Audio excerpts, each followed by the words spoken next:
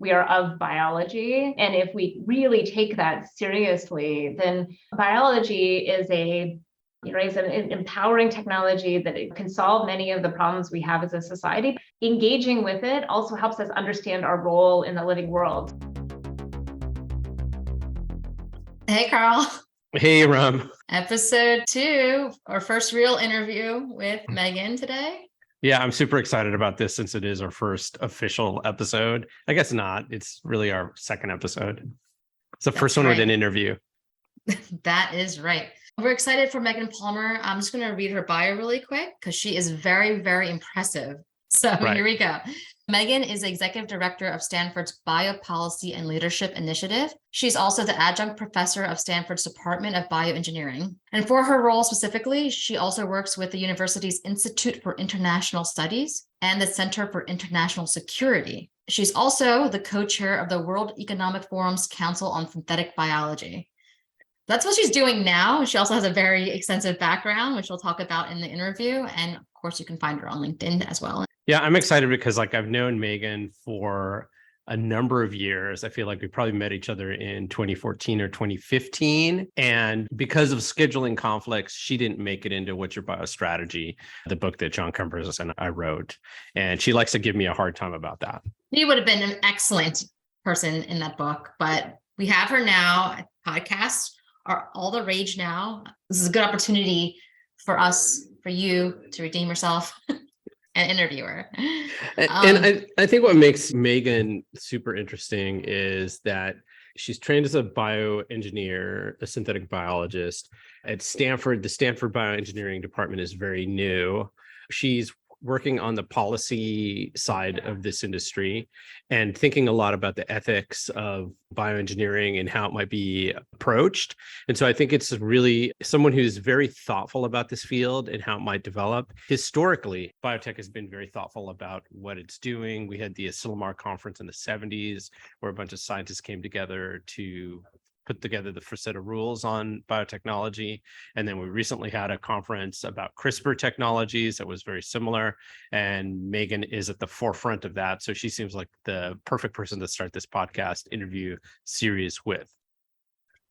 Yeah, absolutely. Because another thing is that the fact that there is Megan and this institute and this conversation about responsibly rolling out biotechnology, that doesn't seem like something like that existed for just information technology and social media and everything that we live on and we operate on today, which it would have been great if there was. I mean, right now we're looking back, we're like, oh, okay, maybe having an app where kids are constantly scrolling nonstop and like looking at all these images, maybe that's not a good idea, right? So it's good that we have a Megan and we have biopolicy as something that's starting now because it is more of a nascent field. And when it comes to bioengineering, I'm just really excited for us to be able to have this conversation with her and ask some of these thoughtful questions. And she comes at it just so wonderfully. Well, let's get into it. Let's introduce Megan Palmer and get into the interview.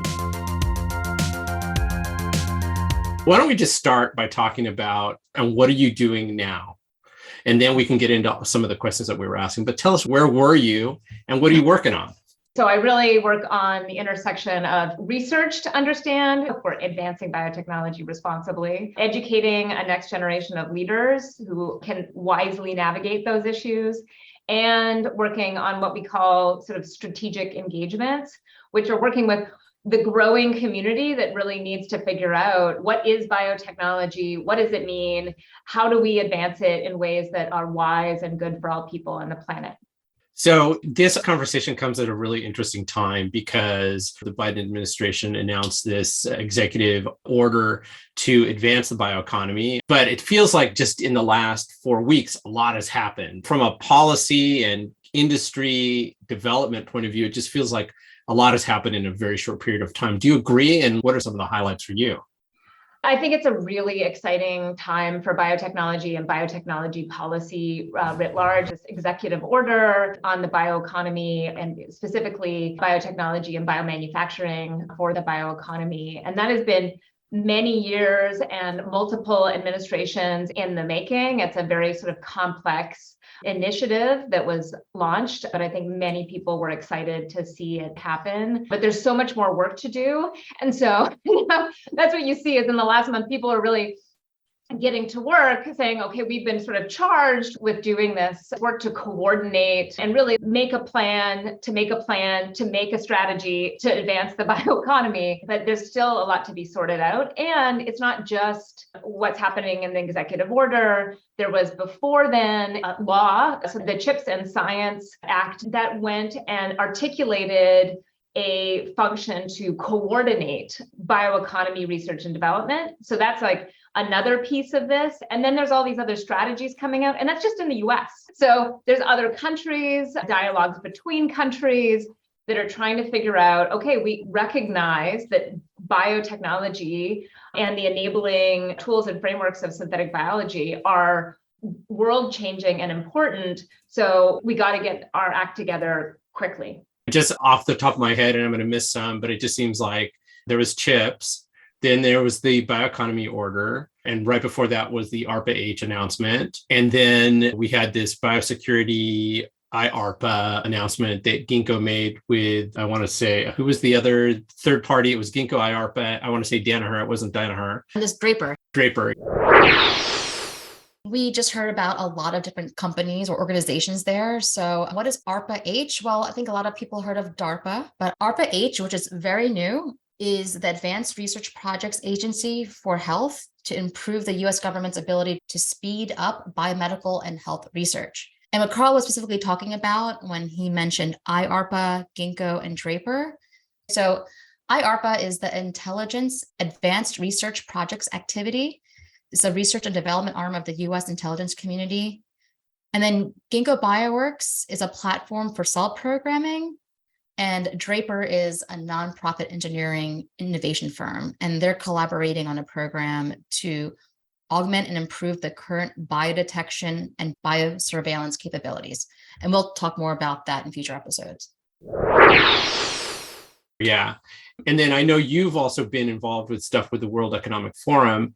And so this kind of intersectionality between policy, ethics, government, industry, it starts to get very complicated very quickly. But from your point of view, where are the places where we can simplify it for people to understand what's going on?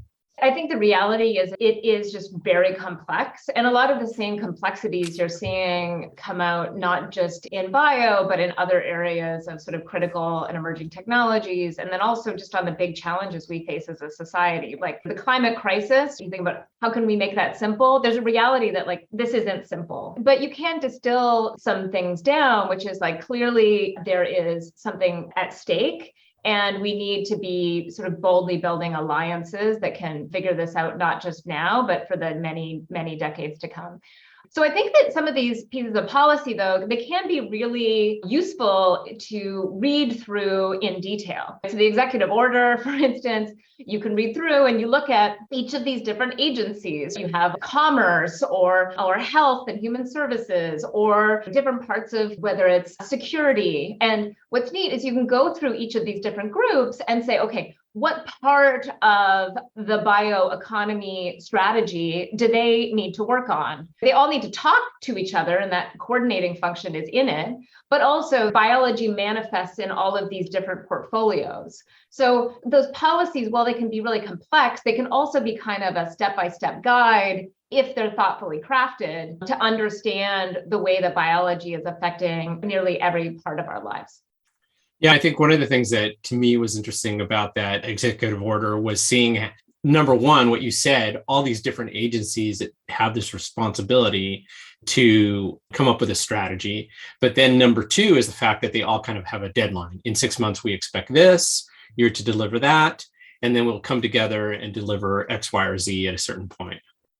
Yeah, we've just been trying to build sort of trackers and spreadsheets to look at all of the different deadlines. And there's some really short deadlines. You said we're about a month in. The first deadline, I think, in that executive order is 90 days, right? And the 90-day deadline is the lexicon to help us figure out even what is the terminology that we're using across each of these groups. So my one wish really is that this is starting something, but it will need refining and updating and involvement over time. And we will need lots of people to contribute great ideas and effort to that charge. It's super interesting that you say lexicon is one of the first things, because like, as I said, for us in this podcast about growing everything, we feel like part of the reason why, for example, it got news in our bubble, but I don't feel like it really made the impact that I would have expected it to have outside of us. And I think, again, it's one of these things where people just don't have the lexicon to talk about this or to even understand it. And so that's one of the things that we really want to work on, is like, how do we help more people understand why this matters? Yeah. And even you look at the term bioeconomy. I'm not sure if I love the term bioeconomy. It is, right, the next iteration of the ways that we've tried to combine sort of biology and some proxy for value. And clearly sort of economy and that type of value is needed. But we also need even a higher level, in some ways higher level and more grounded conversation about, right, how do we represent the value of and the values intrinsic in biology? So there's various forms and definitions of the word bioeconomy used in different places as well. So we're going to have to get really specific in different contexts. Yeah, I agree. We've been talking a lot about that in terms of, most people don't know what bioeconomy is. And I actually went and I looked at a couple of different blueprints from different places. And it's interesting because ours definitely starts off with commerce at the beginning or value creation at the beginning, whereas the other ones are a little bit more subtle in terms of, let's define what the bioeconomy means. And I do remember that Rodrigo Martinez had told me, like many years ago, hey, the bioeconomy eventually just becomes the economy. And at the beginning of the digital revolution, say in the early 2000s, late 90s, people were saying the digital economy. We don't say that anymore because the whole economy is digital. So I think we will see that over time. Synthetic biology is something you're going to hear us talk about a lot, and we do use it interchangeably with biotechnology.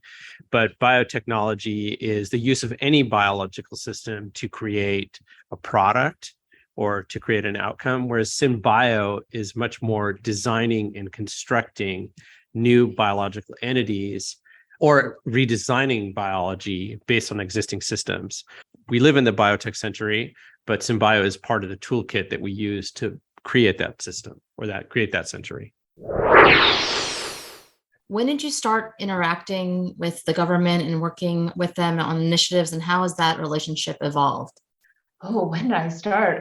Probably it was early in days at MIT. So I mentioned the Technology and Culture Forum, but there was a group of students, primarily and postdocs, that came together at MIT who were interested in policy. And we didn't know what that meant. There was a recruitment of the MIT Washington office director, Bill Bonvillian, at that time. These were students right before me that helped to develop that. And Bill Bonvillian helped to teach a science policy boot camp to know, right, the nuts and bolts, and to your previous point, the terminology around policy. So that was one of my first formal engagements. We did a boot camp, and then there was a congressional visits day.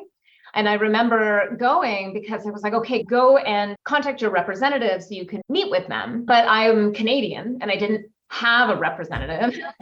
And so a lot of my points when I was going into these meetings was trying to compare, like, what were the reasons why somebody would come to the US to study? And in my case, it was around bioengineering still being somewhat more nascent in Canada than it was in the US, though it was really early days anywhere. One tidbit from those early engagements, meeting with representatives, and it was sort of thanking people for renewing funding in science. There was a simple message of like, just fund more science. And of course, there's a lot of belief in that, bipartisanship, a lot of growing evidence that really helps to fuel the economy and other types of things. But since then, had to get a lot more nuanced, right? It's not just fun science, it's sort of how you do that. What are the things are coupled to it? But that was my first exposure, and it grew from there. So now you're a US citizen. I seem to remember that's fairly recent, but you've had a couple of decades to engage with policymakers, both in the US and globally. How would you say that has evolved over that time? Oh, that's a good question. I think the biggest thing I've realized is that at the end of the day, it's all just people. Yeah. Right? At a profound level, all of these organizations, all our governance structures, there's institutional structures around it, but it's just people. And so policy also occurs at all scales, right? Individual organizations have their policies, right? They're not formal government policy in that way. But when you start seeing things through the lens of rules and norms that we follow to organize our society, then everything sort of has a policy angle to it.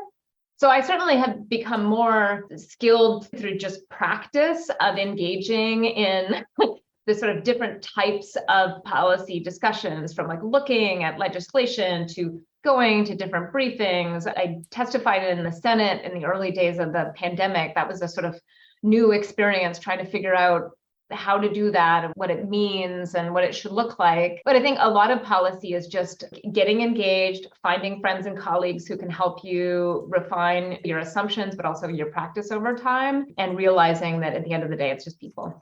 I have a burning question about your work with the WEF. You're talking to people from all over the world. So my question to you is, which countries have the most advanced biotech policies? Is it the US or other countries? What's your perspective on that? So you mentioned the work with the World Economic Forum that we did. I was co-chairing a Global Future Council for nearly 2 years, actually over the course of the pandemic in late 2020 until just recently. But for me, this was, again, just trying to learn through practice. It was a good opportunity to work with sort of a leading platform for public-private partnerships to engage with various communities that are trying to figure out, again, not just within countries, but also companies and alliances, what their biotechnology strategy entails and looks like and what it's for. So I think we still don't have great public information that's easily digestible on what countries have well-developed technology, synthetic biology, engineering biology, bioeconomy strategies. Use whatever your favorite terminology is here. But what's clear is that these are very quickly getting developed, not just through individual countries, but also through some of these alliances between different groups. So there's one upcoming opportunity, for instance, is the Engineering Biology Research Consortium, which I am on the council of, and which came after SINBERC, which I helped co-direct part of. They're actually hosting the second global roadmaps meeting, in which many of the countries, I think there's the first roadmaps meeting in late 2019, I believe, had somewhere between sort of 12 and 20 different countries that came together. That wasn't all of the countries that have strategies, but the ones that showed up at that time. So when it comes to then assessing who's ahead, it really depends on what element of a strategy countries are ahead on. Certainly, a lot of folks point to the US as having helped develop the field, being advanced in many ways. But then there's also countries that are developing either much more broad biotechnology strategies, or they're focusing on particular application areas, right, in which they can exceed. I remember in Canada many years ago, there was that feeling of like, okay, let's choose some of the areas that we can really exceed on. You mentioned that it's hard to measure who's ahead, what area. And I wonder if you can imagine that there would be some companies that could just leapfrog, just kind of like the way that people did with cell phones. It's like, oh, we don't need to build a wired infrastructure. We'll just put in cell towers, and all of a sudden the entire population has access to the world through their cell phones. Do you think that there is a possibility that certain countries could leapfrog those that are currently what we would consider to be the most advanced? Yeah, we're going to see different strategies across different sectors. One of the hard things about biology is it touches so many different sectors. And depending on where there are particular problems in a region that folks are working on, or depending on the structure of the investments in that space or the regulatory strategies, you might see different types of leapfrogging, if you will. So I think we'll see some interesting things happen in agriculture, right? Agriculture continues to be such a huge pressing problem in this area. I'm not sure we're going to see the same sort of types of digital strategies leapfrogging as we've seen in other areas, but perhaps that's the limit of my conception at the moment. But I think if there's anything I've learned from places like iGEM, where it's an observatory of innovation across all of these different places in the world, is just like prepare to be surprised by the different types of approaches that communities come up with to advance this technology. So we mentioned iGEM, and you might as well get used to hearing about iGEM. iGEM stands for the International Genetically Engineered Machine Competition. And it is a worldwide synthetic biology competition that initially was aimed at undergrads and high school students, but now it also includes entrepreneurs and community laboratories. People say that if you want to know what the future of synthetic biology is, you should attend iGEM. And the iGEM Grand Jamboree used to be held every year in Boston. Now it's being held in Paris. I think that's a super interesting observation. I feel like anytime I've interacted with or been a part of iGEM, I'm always just blown away by the imagination and sometimes things where I'm just like, oh, where did you come from? And it has nothing to do with the place it come from. It really is much more like the mindset. So going back to the policy thing, I also wonder, there's this saying, I'm going to get it wrong, that a lot of the challenges that we face as a society are the fact that we're dealing with technology that's advancing at an exponential rate. We basically have a human mindset that is still, in many cases, stuck in the 20th century, but we're butting up against bureaucracies and bureaucratic systems that were designed in the 16th and 17th centuries. Do you think that that's also the case with this technology? Because these technologies are advancing so quickly, do you think that people are prepared? Is bureaucracy prepared? Ooh, I mean, bureaucracy can help and harm, or help and hinder. I've written a few pieces with others that have helped me sort of think through the ways that different technologies and biotechnologies in particular, like, pose questions around the sort of novelty and also the way we categorize different technologies. So one of the pieces I've written a lot about is around gene drives that are used as sort of an extreme example of something that doesn't fit quite right into our existing regulatory schemes. And there's sort of politics behind whether or not you adjust a regulatory system to accommodate that thing, or you bent the whole system. We're going to see a lot of those choices being made about, are the types of things that are showing up in biotechnology so different that we revisit the system itself? Again, can you define what a gene drive is and share an example? Because that'll help us put all this into context. Yeah, maybe just at a high level, you think about, right, neural Mendelian inheritance. You're going to have sort of a 50% chance that you're going to pass a heritable trait onto your offspring. And then an engineered gene drive, at least, is a molecular trick that allows you to make that near 100%. And so within 7 generations, you're going to have that particular trait spread through a population.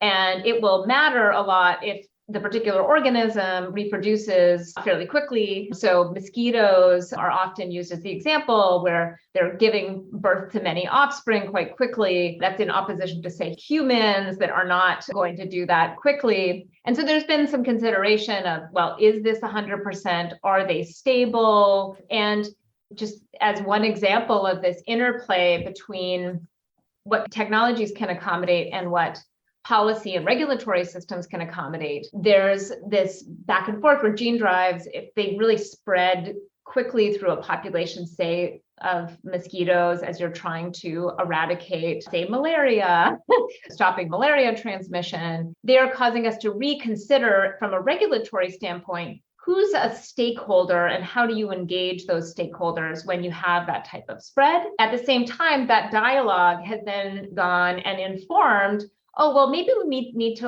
redesign our technologies so they can accommodate various pauses that you need in regulation to reassess. So that back and forth is really interesting. Sam Weiss-Evans, who's a longtime colleague and friend of mine who works in science technology studies, helped develop some of these pieces with me and is very thoughtful when it comes to thinking about the choices, not just in technology design, but policy design and their interplay.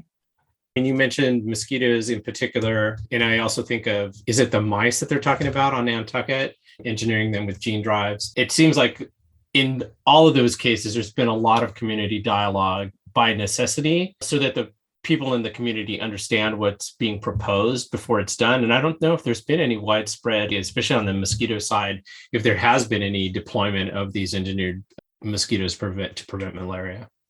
What you're highlighting is an area where there's a lot of innovation and experimentation needed on like, how do you do that engagement? How do you know if it's effective? What are the outcomes that you're looking for? What are the attributes of a process? So there have been examples of sort of engineered mosquito release and also funded projects both in the US and elsewhere in the world that are doing both technology development and this type of stakeholder engagement work. But I think much more of that is needed. And that's some of the work that we did with iGEM is how do you sort of scale, experiment, and then test these types of engagement strategies, but in many different contexts with many different types of applications of biotechnology. And that's what really drew me back to research was really not being satisfied with the types of work that was being done in this area, that there needed to be more work, especially on social sciences and others coupled to technology development, and needed to ask much more robust questions about the process by which technologies are really brought into this world. You've worked on the social responsibility programs at iGEM for a long time. I do remember that in my interactions with iGEM, I was really very, very impressed by the fact that if you're going to put a team together, that's also a part of what you do. So maybe describe what that process looks like and how you've been involved and why do they matter? Yeah, the conception of this really predates me. I was around MIT as iGEM was getting started, but my first role with iGEM was actually as one of the photographers for the competition. But what was cool about iGEM and its early design is it wasn't sort of survival of the fittest and having the two teams engineer a microbe to see which one would win. That would be a terrible idea. But rather, the challenge really for the competition embeds these questions in it, which is like make something useful with biology, right? With the tools of synthetic biology and approaches. And so my question already bakes in, like, how do you know something's useful? And that question has matured over time into sets of programs that try to parse apart different elements of that challenge and incentivize and recognize good work. So I ended up really engaging as a judge at iGEM in 2010 for the first time. So right, many years later. But at that time, they'd started a program called Human Practices. And the term human practices actually came from anthropologists that were involved in that other NSF center, Sinberg, and Gaiman Bennett and Paul Rabinow, that were really trying to diagnose what was the problem of responsibly advancing synthetic biology. And they thought iGEM was this amazing place to situate those questions and begin seeing if teams might contribute to the answers. So they suggested having a prize or some sort of recognition adjacent to the competition on human practices work. And in early days, that took the form of having maybe one member of the team who was in anthropology, for instance, who would write maybe something about the team's project, and then there was an award that some judges gave. Over time, part of what I and several others, not just Sam Evans, who is now at Harvard, but also Todd Kukin and Piers Millett, and many others, Emma Froh as one example. Over the next 10 years, we went through multiple rounds of experimenting with different types of incentives and reward systems for those teams. So what I ended up leading for many years was criteria that we gave to teams, like it means to responsibly advance your technology development. And we now actually study a lot of the data from the competition to try and understand how did teams respond to those questions. So in practice, what that meant is now it's a norm that like every iGEM team, they have to innovate, not just in creating a cool technology, but how they demonstrate to their peers and others that they have done so in a way that is safe, responsible, and good for the world. And that's not expected to be a clean answer, and it's not expected to be answered once. It's a sort of process. Have you shown us you have innovated and been excellent in a process to explore those questions and show that it actually changed what you did? Yeah, can you share an example of an application that came out of iGEM and that went through that process? Like, what was a risk? What do they have to think through to make it responsible? Yeah, iGEM website has a whole bunch of different examples of teams. So I would maybe break it into categories of activities that teams go through. I'm not going to name specific teams because I don't like to choose my teams, but I'll give you examples that are sort of general categories. So like a team wants to develop a remediation technology. So they have some sort of sensor, something that is like helping to detect and then clean up, in this case, like collect or aggregate or process some toxin or something in the environment. But usually there's some other types of technology that is already used, like a mechanical approach or a chemical approach. And so a lot of the strategy is let's go talk to the people who have the alternative like solution. So what would biology have to do to be a better solution? And walking through all of the features of that. Is it cost? Is it some of the other attributes that might come from it? Is there concern about release, but like what specifically is the harm that would come from release? So you see a lot of those engagements in like, okay, let's see if we can investigate whether or not a bio-based solution would be better than an alternative solution. Some of the types of things that teams work on have to do with their research process. So we've seen some of those on safety and security issues, where they're like, okay, we're going to take a part from an organism, let's say a cancer, like detecting or like a cancer killing bacteria that goes in and they find a cancer in your body, a cancerous cells, and they detect it and then they like ablate it. That sounds really cool. It also sounds really scary. And they might take parts from one organism that's like thought to be innocuous, and then another part from an organism that's thought to have some sort of useful but potentially dangerous properties, and they bring them together. And it's like, how do they evaluate the safety level of that new organism? So there's an innovation to happen that says, okay, how do we be rational and methodical to say, what are the safety precautions we need to take in the course of research? And then they might work with their institutional oversight bodies to actually co-develop improved safety policies and procedures to make sure that their research is done in an adequate way. So that's the type of work that we've seen as well, where team sees that there's a gap in the policies surrounding their work. And rather than like duck and cover, we try to give incentives and recognition to say, work with whoever else has a shared responsibility to say like, hey, there's a gap here. Can we figure out like a smart solution that allows this work to proceed safely, not just proceed and not to be shut down, but like a path forward? That's great. You called it an observatory into how the technology is advancing. And it's fascinating to see how these teams, who in many cases have very scant resources, are able to come up with these really creative ideas, not just across remediation, but in many other areas.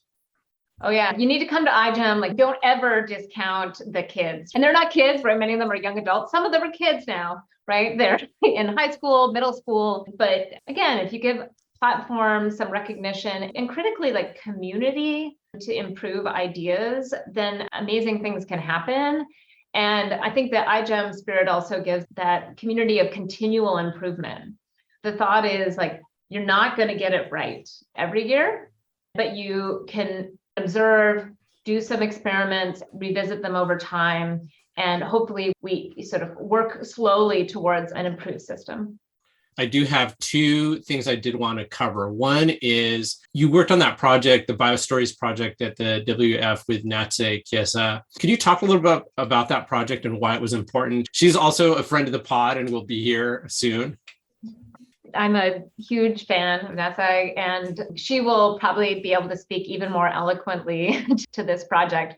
This World Economic Forum Council was an experiment as well, which we brought together 24 people from various places in the world with different disciplines. So we went through as a council a reflective exercise to look at what are the types of values and the types of practices we need to be guiding synthetic biology with really a global lens and a global focus. And then we did some work that's now out there to actually revisit past, present, and future through the lenses of equity, humility, solidarity, and sustainability in the field. And one of the things that came out of that work as well was a real feeling that we need to revisit the narratives and the rhetorics that we use to understand not just our future relationship with biology, but our present and past relationship with biology. And this is very much inspired and definitely implemented by Natsai's team. So the thing we thought about as well was, like, this is a small council, and our vision is everybody has a stake in our shared biological futures, and we need to think creatively about how do we engage everyone in different ways to contend with our biological future. So that led to BioStories, which ended up being a sort of multi-stakeholder engagement strategy to invite folks to have conversations about how they thought about biology today and what their aspirations were for the future. And we did it through a few different innovations that I think are important. They're actually quite simple. One of them was have people bring in an artifact from their daily lives that helps them explain to themselves and to others what they want their relationship with the living world to be. And then we set up these dialogues between people from different parts of the ecosystem and different parts of the world to explain to each other those stories. And then each of those dialogues, we then did two things with them. So these dialogues occurred virtually and also in person in Eindhoven as an experiment. We're continuing to experiment with them. But those dialogues, two things were done with them. One was to synthesize a shared story using all of these individual stories and their artifacts. A very talented writer, Claire Evans, she wrote a story called The Museum of Symbiosis, and it really takes a look at a potential future and looks back at the way we described it in the present. And I think it's a powerfully emotional story in reading it that we hope intervenes at a different level than like a market report, right? It's really about what speaks to our soul. And then a second thing was a very talented anthropologist looked at really what are all of the types of stories that show up in these dialogues and the types of rhetorics and characters. And what was striking is that the council, which has folks in business and investment and other folks who are like, we need to solve these problems yesterday. We need to be working on strategies like immediately. They all recognized the foundational power of really revisiting our cultural narratives that are going to be shaping our dreams and our visions and our relationships that are going to usher us into our biological futures. I think is a perfect segue for our final questions, which is, you've said we need to build a world where everyone can build with biology. And that's really the thesis of this podcast. So what does that look like? And why is it important? Where do we need to make some progress faster? What are some near-term opportunities? I think it's stepping back and saying, if we really think about biology, it's not like any other technology. We are of biology. And if we really take that seriously, then biology is an empowering technology that it can solve many of the problems we have as a society. Engaging with it also helps us understand our role in the living world. So there's something more important, so more awesome, if you will, at stake here. But as you said, coming into this conversation, right, there is also a lot of fear about biology. What does it mean to live in a biology-based future? And often those fears make us want to constrain it. Only a few people should be able to have access to this powerful technology. But if we're really bold, if we're really ambitious, we say like, oh, actually, we do need to build a world in which we can trust everyone to safeguard our shared futures, not just humans, but also the broader living world. And if we're serious about that, it means we can't just design technologies and tools. We have to think about how are we designing our societies. That's like a fundamental political question. It's a question of how we build our systems of governance. And so it manifests through biology as the most important technology of which we are made, but it is really about how we relate to each other. And that's why we also have to learn from all of these different fields and communities that focus on understanding society and our role within it as the foundation, and thinking about how, as we're learning to engineer with life, that we really are engineering a world in which we wish to live. Yeah, that's fantastic. Thank you, Megan. We have a million questions for Megan, but I think we'll have to bring her back on. You're amazing. There's so much that you said I think it's just going to be helpful putting things into context for this podcast. We speak to the people, so it was wonderful. Thank you so much. We can have other conversations around sort of the security topics or all that other stuff, but this is the stuff that really makes my heart sing. We really look forward to speaking to you again. Thank you so soon. much. It's been a joy, and thank you for doing this. Wow, that was an awesome interview. I can't wait to have Megan back on the podcast. She has to think about a lot of complex issues, and it's really cross-functional, and she just lays it out very nicely, which we love because we want to make biotechnology more accessible to everyone. But that last comments that she made about our shared biological futures is just phenomenal. That is some deep stuff. Deep. So hope you enjoyed the interview. And we are a young podcast, so if you want to join our network, visit us at Messaging Lab, and we're on Instagram, Twitter, and LinkedIn at Messaging Lab. And in some places you'll find us at Grow Everything Pod or Podcast. Yep. It'll all be in the show notes, so please check that out. Share your thoughts, ideas, questions, or comments, and we'll bring it up in our conversation if it makes sense, and we'll give you credit. Or if you don't want credit, let us know. We'll take some anonymous tips, especially if you're a biotech gossip girl or guy. Right. Any hot tips? We've been getting more and more of those. Great. All right. We'll see you later. See you soon.